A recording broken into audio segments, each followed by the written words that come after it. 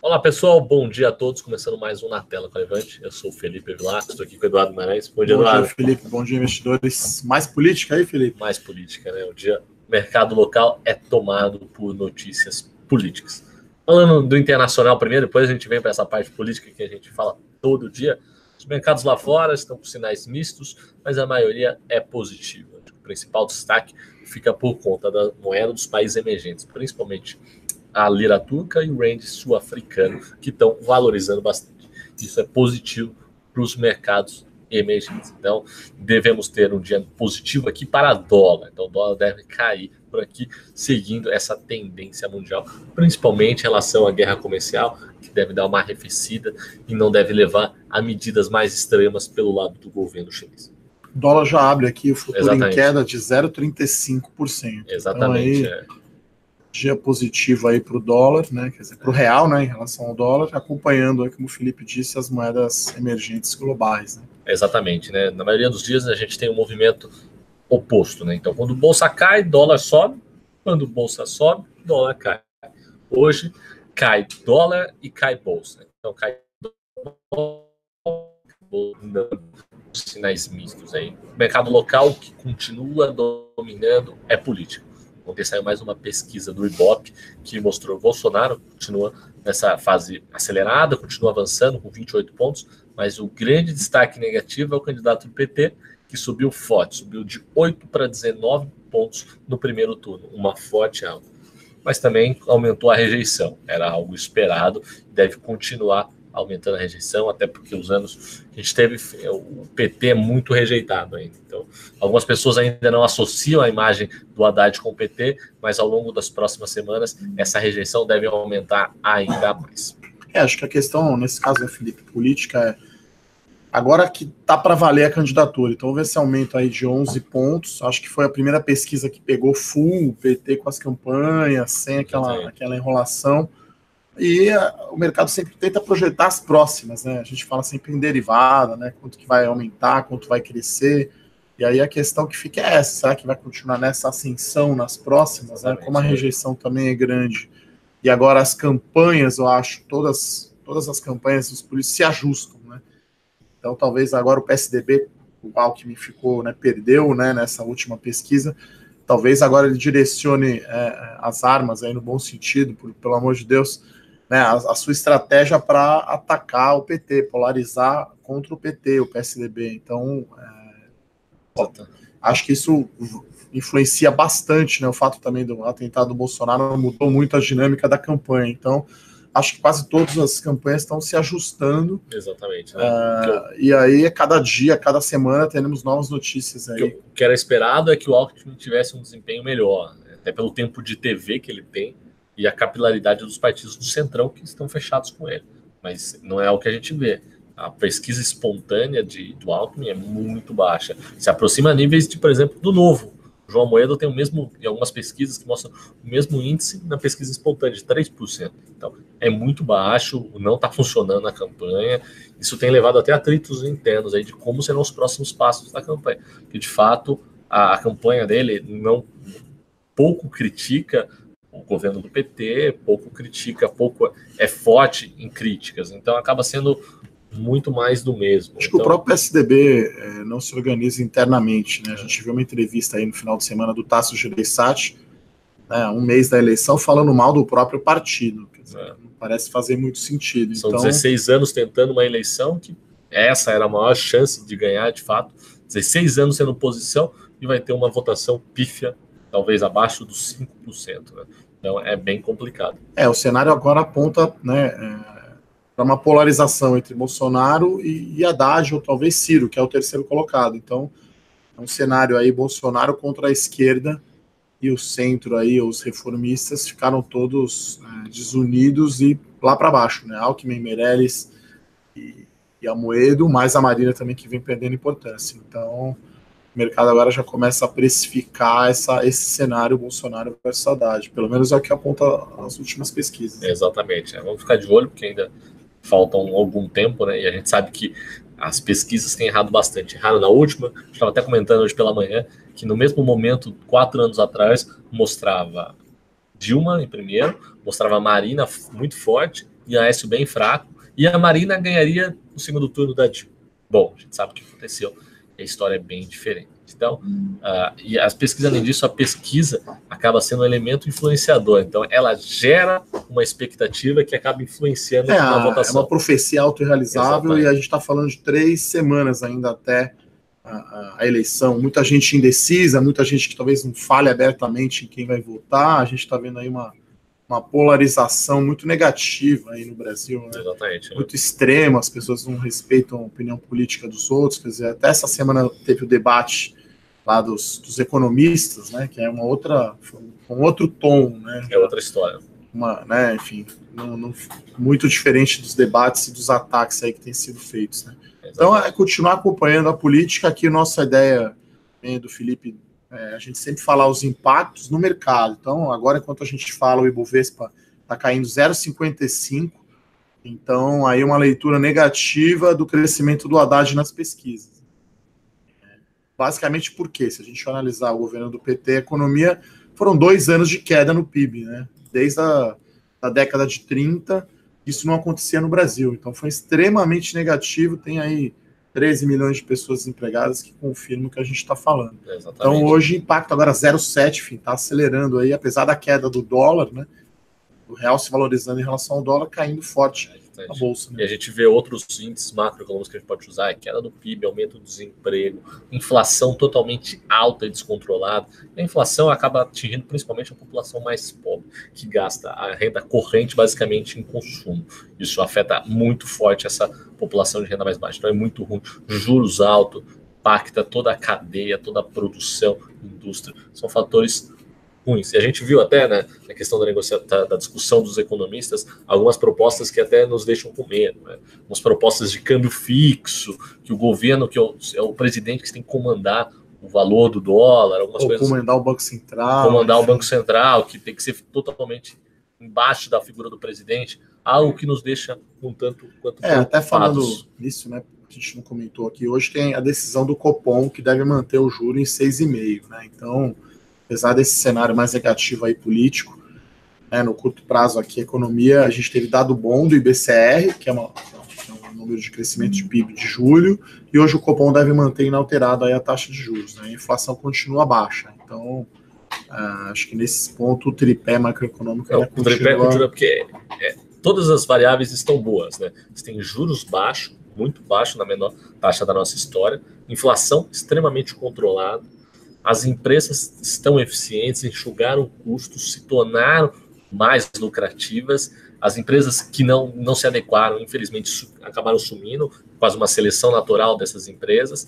Então, estão todos esperando o aguardo da eleição para ver se colocam o pé no acelerador de verdade, porque estão prontas para isso, tem caixa para isso, juros baixos, isso é muito importante para o desenvolvimento, geração de empregos e tudo mais. Na verdade, né, o tripé dependeria aí da redução do déficit público, né, que depende da reforma da Previdência e depende do próximo presidente, né? Por isso que o mercado está tão estressado, agora a bolsa cai 0,84, então... mas é uma volatilidade grande, pode ser que saia uma notícia tarde e vire a bolsa subindo, quer dizer... Essas 2 últimas semanas, né, Felipe, a gente tem sido muito perguntado, até por jornalistas, nas nossas entrevistas aí da Levante que a gente faz no mercado, por que virou 1.000 pontos a bolsa de uma hora para outra? Quer dizer, é uma pesquisa, é uma notícia. Ontem saiu, talvez o Bolsonaro tenha aí um acordo, né, com o Amoedo para talvez dar um ministério para o Partido Novo, isso pode ser positivo. Então, cada pequena notícia que sai impacta muito o mercado. A alta do Bolsonaro, se ele é previsto talvez ir para casa no final de semana, são várias pequenas coisas que impactam o mercado. O Centrão dando um apoio para o Bolsonaro. Então, são pequenas coisas que acabam impactando mesmo. Exatamente. Tem dia que a gente vê no mercado subindo 1.000 pontos. Então, ou caindo também. Muita informação assimétrica, né? Muita gente tem informação de pesquisa que acaba não sendo divulgada. E eu ressalto que o volume negociado está bastante alto. Tá? Ontem a Bolsa negociou 11,5 bilhões de reais, né? 11 bilhões e meio de reais. Então, um volume forte, diferente dos outros dias que a gente estava vendo de lado, a gente operando. Então, uma volatilidade muito grande, um volume negociado muito forte, né, Felipe? Exatamente, né? O volume está sendo muito alto, a volatilidade acima da média nas eleições anteriores. Então, vamos ficar de olho, porque isso acaba impactando, pegando muita gente de surpresa. Então, toma cuidado com as operações ao longo do dia, porque isso pode ter uma inversão bem grande. Hoje, agora indo para o noticiário corporativo, a gente vê as estatais indo bastante mal. Então, agora na tela aqui, Eletrobras caindo 3, Petrobras, depois de uma alta forte ontem, conta aí do petróleo, caindo 2%.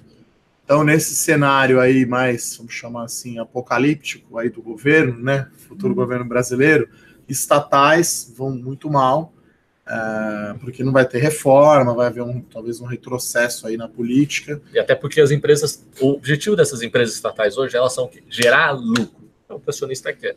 Quando se torna um presidente que, de fato, é desenvolvimentalista, que quer deixar o Estado forte, o objetivo das empresas não é mais gerar lucro, é simplesmente ser um aparato do Estado. Isso acaba impactando o acionista. Ninguém quer ser acionista de uma empresa que o objetivo não é gerar lucro, não é gerar valor. O acionista sim, simplesmente ser um instrumento para a população de populismo. Então, isso é complicado.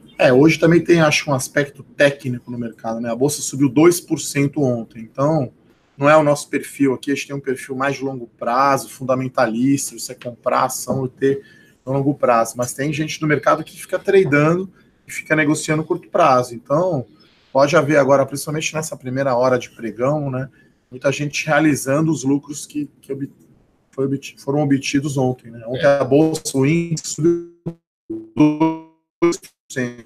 A Petrobras vale cerca de 4%, as siderúrgicas, principalmente, CSN e Gerdau, subiram quase 7%. Então, esse movimento de trading também traz muita volatilidade.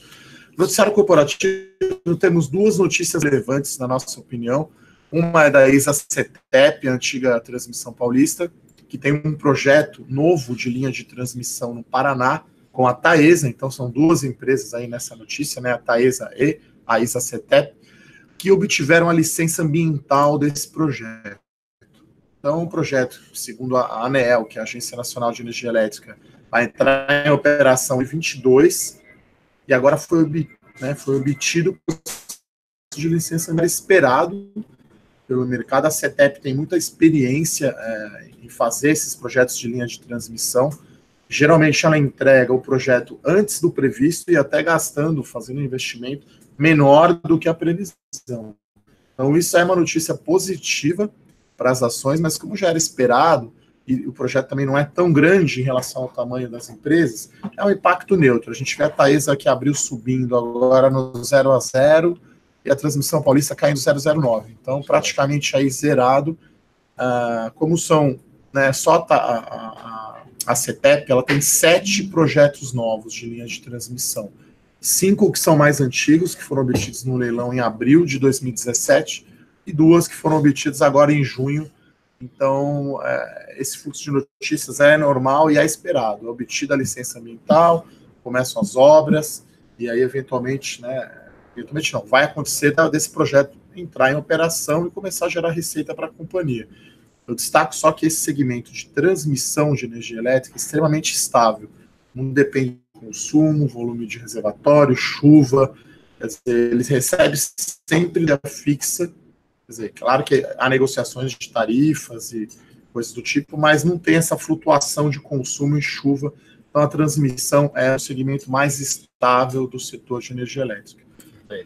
Fala de MC agora. A MC, em junho, soltou uma grande notícia que acabou comentando o mercado, uma ação que subiu mais de 10% no dia, que era uma negociação, uma união de trabalhos com a Sapori. A Sapori segue esse mesmo mercado que a MC atua. Bom, de lá para cá foram feitas diversas auditorias e no início da semana a IMC soltou uma nota afirmando que na auditoria contábil e financeira encontrou diversas coisas que reduziriam o valor da companhia. Então, é uma EBITDA diferente do que foi acordado no princípio da negociação e também dívida maior do que era esperado. Então, era considerado uma série de pontos lá que não estavam corretos. Bom, isso fez com que o acordo fosse desmanchado. A IMC falou que não ia mais juntar com o Sapori, só que, porém, isso foi rolando novas notícias e a Sapori continua interessada na AMC. E agora, ontem saiu uma notícia que a Sapori, junto com a Kinea, que a Kinea é o braço independente de gestão do Itaú Unibanco, um dos fundos, estaria interessado em fazer uma OPA da IMC. Então, queria comprar as ações da IMC através de um fechamento de capital. Nesse valor, a OPA seria o valor de R$ 8,50, bem maior do que o valor de R$ 6,72 que fechou ontem o mercado. Bom, no início do dia, as notícias ainda eram negativas para a IMC, de mais de 10% no início da manhã, até meio-dia. Porém, com essa notícia, com esses rumores, a ação fechou até em alta ontem de 0,75. A gente está vendo na tela aqui que a notícia tem surtido efeitos positivos ainda. Está subindo 1,79, agora está cotado a 6,84. Lembrando que o valor da OPA seria um possível 8,50. Bom, a Guiné não se posicionou, e a Sapori e a IMC também negaram esse tipo de negociação, mas de qualquer forma agitou bastante os mercados ontem. Só acrescentaria que a IMC, para quem não sabe, é a dona da rede Frango Assado e do restaurante Viena, que tem alguns shoppings, né? A Sapori é uma empresa ali que não é de capital aberto, então seria uma fusão combinando essas duas empresas com a eventual saída aí da Bolsa de Valores da IMC. OPA, né? Uma oferta pública de aqui. Você vai lá, compra, né, o controle da empresa, a empresa deixa de ser. Refeições coletivas, né, para as empresas, grandes lugares. Essa é a principal linha, que tem uma certa sinergia. Haveria uma sinergia grande, né? A Sapori tem mais, focado mais para empresas, né, principalmente indústrias, e aí a IMC mais restaurantes, né? Como eu comentei aqui, o Frango Assado e o Viena são as marcas aí mais famosas, né, os restaurantes mais famosos. Então, ainda é rumor, ainda não é confirmada essa OPA, esse valor, mas, enfim, não é. Você que talvez tenha essa ação, como a gente tem aqui visão de longo prazo, quer dizer, se deixar de estar listada, não é interessante. Né? Então, gera valor ao longo do tempo. As ações caem justamente por isso, talvez. Quem é acionista vê que a empresa está mudando o controle, vai deixar de ser listada e não faz mais sentido ser acionista dessa empresa. Né? Exatamente. Isso que causa aí um aumento grande no volume negociado e essa volatilidade nos preços, né, Felipe? Com certeza. Pessoal, hoje falamos os principais pontos de tudo que aconteceu no mercado lá fora e mercado local, que você precisa saber para fazer seus negócios hoje. Muito obrigado e a gente se vê amanhã. Tchau, tchau. Obrigado, bom dia. Tchau, tchau.